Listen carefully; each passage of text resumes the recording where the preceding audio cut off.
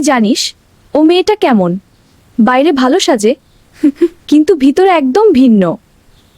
আমি সব জানি ওর আসল রূপ। হ্যাঁ, আমি তো শুনেছি ও অনেক খারাপ কাজ করে, কিন্তু কেউ বুঝতেই পারে না। খুব চালাক মেয়ে। এইসব না বললে তো মনটাই শান্তি পায় না। অন্যের দোষ বলতে ভালোই লাগে। দেখ, গীবত করা কিন্তু খুব বড় গুনাহ। কারো পেছনে তার দোষ বলা ঠিক না, সাবধান হও।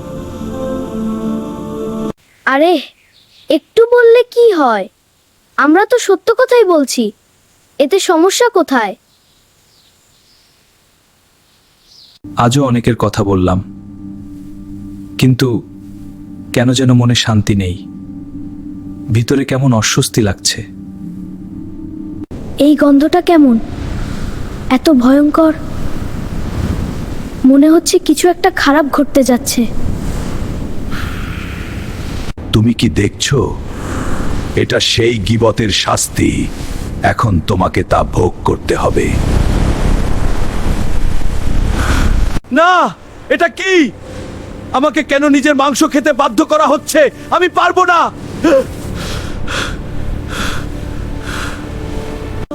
আমি ভুল করেছি, আমি আর কখনো গীবত করব না। আমাকে মাফ করে দিন আল্লাহ। এটা স্বপ্ন ছিল, কিন্তু এত বাস্তব। আমি খুব ভয় পাচ্ছি। আমি কত বড় ভুল করছিলাম। অন্যের দোষ বলে নিজের আখিরাত নষ্ট করছিলাম।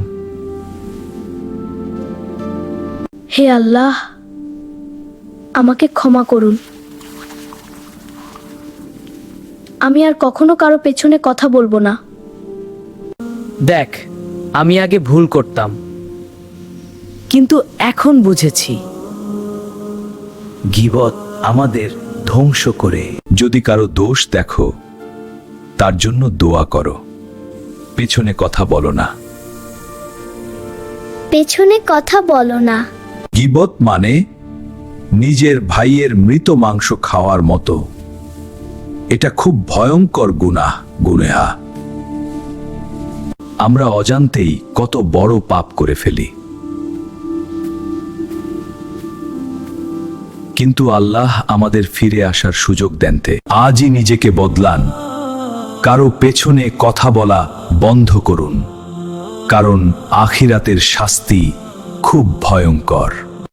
এই গল্পটি নওগাঁ থেকে এক বোন পাঠিয়েছেন। আপনার জীবনেও যদি এমন কোনো সত্য গল্প থাকে, আপনি চাইলে আমাদের সাথে শেয়ার করতে পারেন। আর ভিডিওটি ভালো লাগলে অবশ্যই লাইক ও শেয়ার করতে ভুলবেন না।